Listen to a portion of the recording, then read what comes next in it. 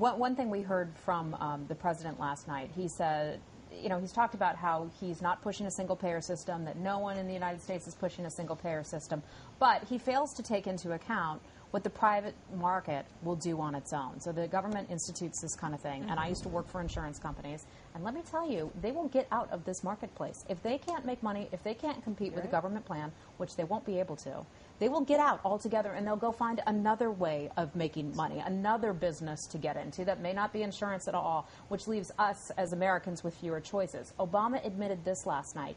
He said he has no control over whether or not employers might drop their plans. Now, that's a little bit different from insurance companies getting out of the marketplace, but employers would rather not keep you as an employee insured through them because it's just too much risk for the employer to take.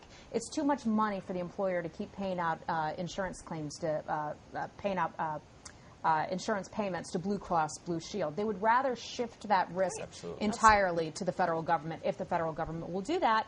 So Obama says he has no control over the employers. That's where we're going. But you don't think that that's part of the plan? Exactly. That's that is part of the plan. That's how he gets his single-payer system. Yeah. And he says, well, it wasn't my fault. Yeah. All the insurance companies closed. Shocking. It's not my fault that employers dropped their plans. That's your employer's fault. Yeah, but you can keep your insurance company if you want to. He said, quote, I can't pass a law that says, I'm sorry, employers, you can never make changes to the health care plans that you provide your employees. And then he added that he could ensure that Uncle Sam doesn't command people to change their plans. But actually, that's not even true, because he certainly could mandate that companies offer health insurance. Mm-hmm. Exactly. I mean, there's no question that he could require that. In fact, there's been talk that they would require companies at a certain level to offer health insurance. So I think that's a little bit disingenuous. He fired the head of a car company, totally usurping the shareholders. What do you mean he doesn't want to order people to keep private insurance? It's ridiculous. All right, let's talk about Iran. President Ahmadinejad said this morning that he wants an apology from President Obama. President Obama issued his strongest statements yet. This was yesterday when he said he was appalled and outraged by the post-election violence. Your family grew up in Iran. Your family's Persian. You live over here in the United States. What is your reaction to all of this going on over there? Are you talking to people who are currently in Iran? No, absolutely. We're still having a lot of ongoing, and we have family and friends that live in Iran today. Obviously difficult. A lot of our constituents left Iran during the revolution, but even still, there are many Iranians in closer neighboring countries like the UAE, Dubai, and Abu Dhabi. It's funny. It's actually it's a sad day looking at a president of a quote unquote civil state coming in and trying to shed and reflect his problems and the problems that his administration have created for these Iranian people on the United States government, especially the president. And I do think that the president needs to continue to voice his support for the Iranian people. They are fighting a very hard battle against the regime. This is just the beginning. People are hoping for a quick change. This is really the beginning phase of this movement, in my opinion. And I think what the Iranian people need to do now is to create a more strategic plan and delineate a strategy. This was a reaction to an election that clearly had a lot of issues, and I would say clearly was rigged, in my opinion. You really think so? I do. Because some people are saying, that it was either totally rigged or, it's likely that Ahmadinejad won fair and square, and that What are the checks and balances? I mean, the Guardian Council that is overseeing this has 6 members that are elected by the Supreme Leader, who obviously has shown to be a supporter of the election process. But I thought I read somewhere, just like yesterday, the day before, where they did admit to some provinces more people voted than are registered, and I said, just like Chicago. But it didn't affect the outcome. But exactly. So I think they've already admitted to some irregularities. Okay, so maybe the question is, if there was, assuming there was some fraud, as there is in every election, whether it's here or overseas, to what extent do you believe, reputable people over there who are in the know, to what extent do you believe that there was fraud?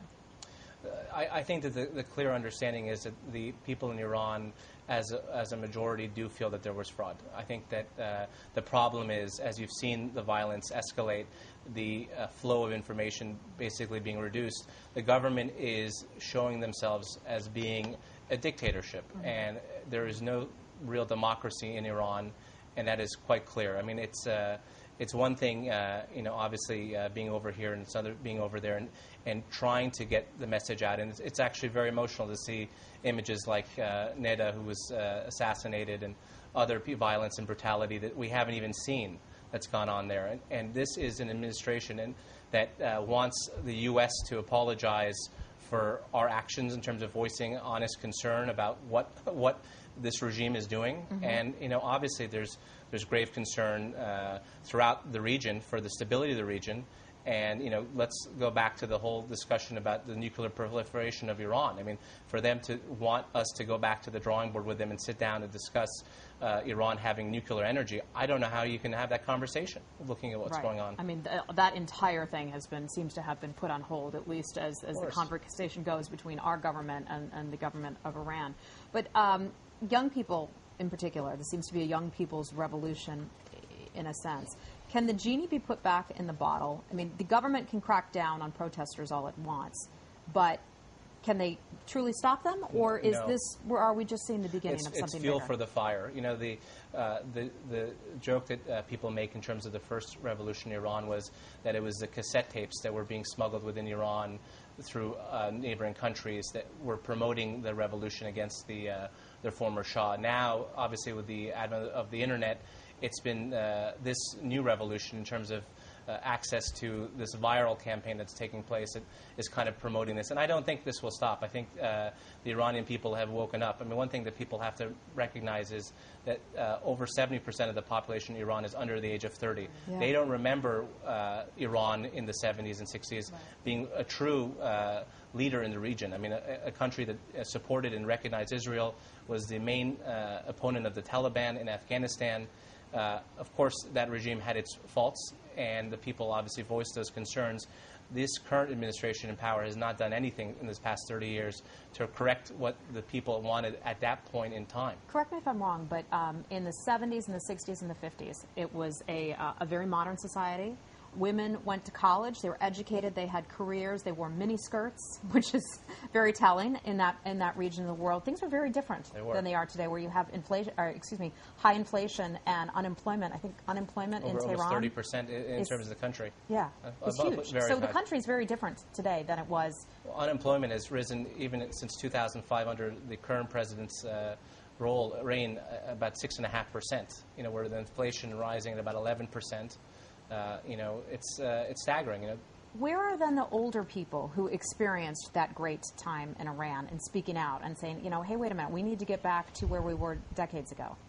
The problem is there isn't a unified movement. There are many factions that have voiced frustration and concern and are speaking out. His Majesty Reza Pahlavi also is someone who's been on the forefront now, speaking out about a democratic Iran.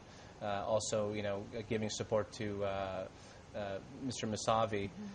It's not unified, and I think that the Iranian people abroad need to voice a stronger opinion and need to create a more unified message. I think that's one of the big issues that you see. Can I ask you a question about theocracies? I mean, isn't it, I think, and this is just what I get from this, is when you have a Muslim theocracy, because they usually tend to be very, very far left, or actually far right, isn't it in their best interest? And I think one thing they try to do is, take the women out of school, can't read, can't write. The more ignorant the people are, the poorer the people are, the easier they are to control.